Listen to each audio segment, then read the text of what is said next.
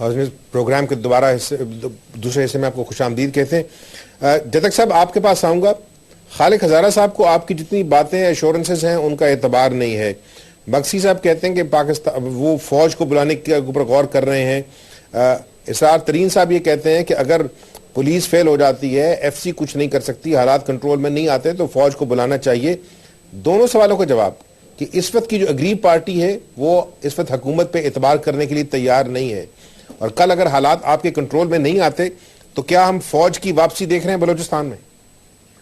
देखिए, इस तरह कोई बात नहीं है कि फौज मसले का हल नहीं है।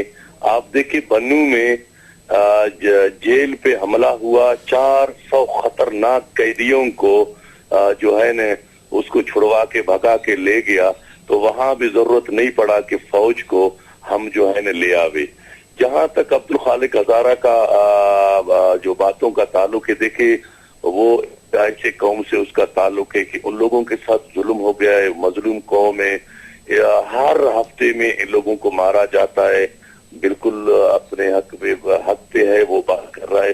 दूसरा, मैं आपको एक बात बताऊं कि हमारे पुलिस अफसरान की भी बलूचिस्तान में कमी है, जो कि हमने वफाकी हुकूमत को ये हमने कहा है कि हमें वफाक से पुलिस अफसरान भेजे। उसने 23 अफसरों का ट्रांसफर करके बलूचिस्तान, मगर उस लोगों ने अपने ट्रांसफर रुकवाए हैं। दूसरा बात यह है कि हमने ग्रैंड जिरगा मुंतखब करने की भी तजवीज ज़ेर गौर है कि कबायली लोगों का जिरगा हो, जिसमें हजारा बिरादरी हो, पश्तून हो, बलोच हो, जितने भी कौम बलूचिस्तान में रहते हैं उसके कबायली लोगों का। जब तक साहब अगर एक सेकंड के लिए मैं आपको रोक सकूं, जिरगे की क्या जरूरत है जिस वक्त इलेक्टेड पार्लियामेंट मौजूद है? आप लोग क्लेम करते हैं कि आप अवाम के मुंतखब नुमाइंदे हैं, आपके होते हुए जिरगे की क्या जरूरत है? देखिए, बलूचिस्तान में हमेशा जिरगा हुए हैं, हमें जरूरत पड़ता है, बिल्कुल हम मुंतखब नुमाइंदे हैं।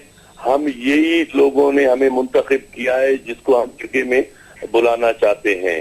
देखिए, मैं आपको एक बात बताऊं, बल्कि हजारा बिरादरी को जो लोग शहीद करते हैं, सुबह अखबार में आप देखें तो 3 तंजीमों ने उसको जो है ना वो कबूल करते हैं। आप पूछे उस उलमा से जिसको मस्जिदों के अंदर, मस्जिदों के बाहर शहीद करते, उसको कोई कबूल ही नहीं करता है, उसका तो दुश्मन का पता ही नहीं चलता है कि वो कौन लोग है। देखिए, हम सब मजलूम है, चाहे हजारा बिरादरी है, चाहे सुन्नी बिरादरी है, चाहे किसी भी उससे ताल्लुक है। मैं समझता हूँ कि आपका भी जिम्मेदारी बनता है, हमारा भी जिम्मेदारी बनता है, अब्दुल खालिक हजारा का भी बनता है, हमारे भाई तरीन साहब जो आपके साथ बैठा हुआ है उसका भी जिम्मेदारी बनता है कि बलूचिस्तान हम सब का है।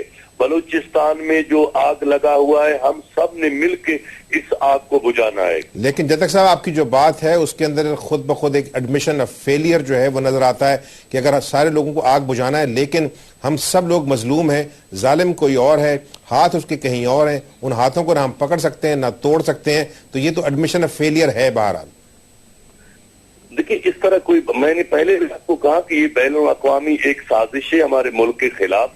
जैसा कि तरीन साहब ने कहा कि अफगानिस्तान का जो इतना लंबा सा बॉर्डर है, ये भी हमारे लिए बहुत बड़ा एक प्रॉब्लम है, और हकीकत को हमें छुपाना नहीं चाहिए। हम सबको मिलके अपने सूबे को, अपने क्वेटा को बचाना चाहिए।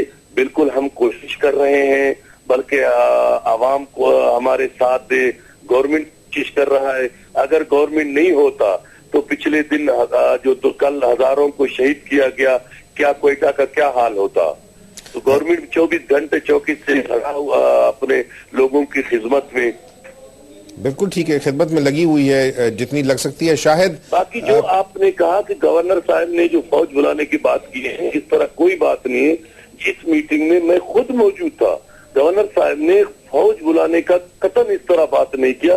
गवर्नर साहब ने ये कहा कि ये सूबाई गवर्नमेंट का जिम्मेदारी बनता है। सूबाई गवर्नमेंट आज मीटिंग किया, कल भी लगे हुए हैं, आईजी हम सब लगे हुए हैं अपना।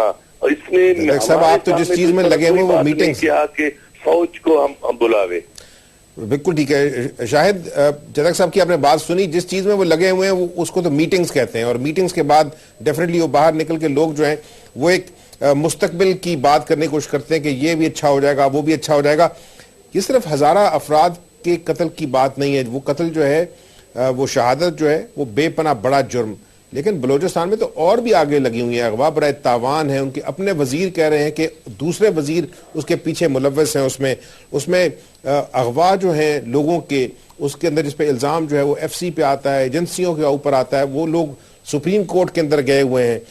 तो ये तो एक से ज्यादा किस्म की आगे लगी हुई है। आपने 4 साल में क्या देखा? इस हुकूमत की कैपेसिटी है किसी एक चीज को सॉल्व करने की? 4 साल तो गुजार दिए, अब पीछे तकरीबन कुछ महीने रह गए।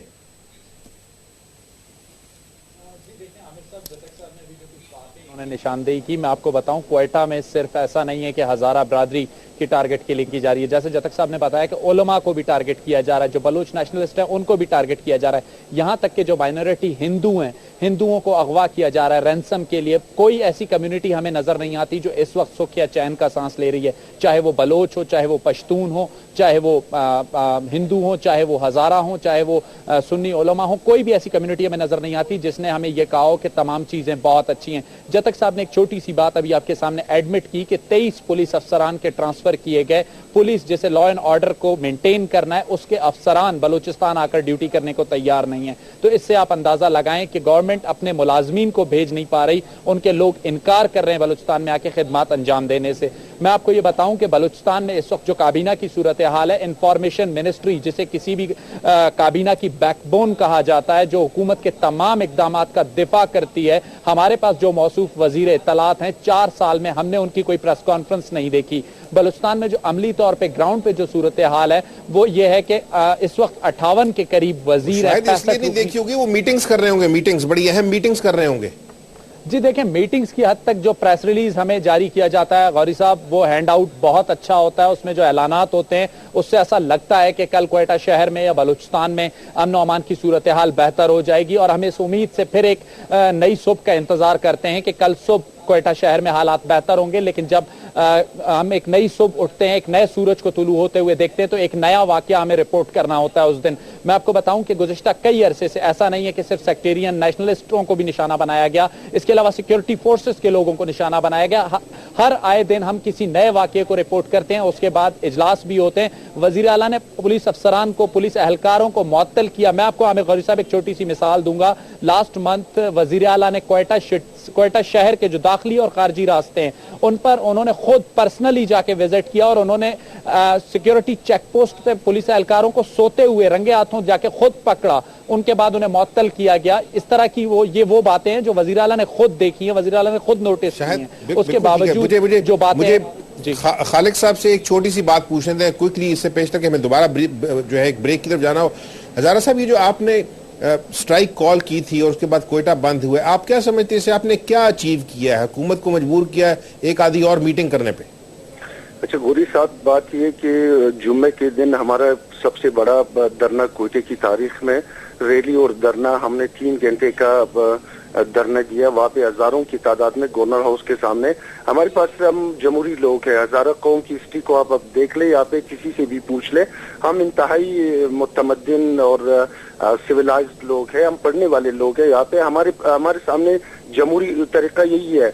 आज हमने स्ट्राइक कॉल दी थी, और दूसरी बात यह है कि वजीर आला साहब ने एक मीटिंग कॉल की थी जिस पर हमने कोई बदएतमादी का इजहार करते हुए हमने उस मीटिंग में जाने से इनकार कर दिया। हमें मालूम है कि हमारी ये सूबाई हुकूमत, नायल सूबाई हुकूमत, जो उनके वजीर आला साहब इस्लामाबाद में बैठकर रिमोट कंट्रोल के जरिए जो है मतलब एक सूबा चला रहे हैं, तो ऐसी नायल हुक्मरानों से आप 4 साल के बाद, जिस तरह मैंने कहा कि तवातुर के साथ जब इनके वज़रा खुद शामिल है अगवा बराए तावान में, तो हम ये समझते हैं कि यकीनी तौर पर आपको फिलहाल इस हुकूमत से किसी किस्म की कोई उम्मीद नहीं है। वही बात है हजारा साहब, मुझे आपको थोड़ी देर के लिए रोकना पड़ेगा, इस मामले के ऊपर बातचीत जो है मज़ीद चलती रहेगी, लेकिन मुझे एक छोटी सी ब्रेक जो है वो यहाँ पर लेनी है। ब्रेक के बाद इन तमाम इशूज़ पे जितनी और बात हो सकती है वो करने की कोशिश करेंगे, लेकिन उससे पहले एक ब्रेक।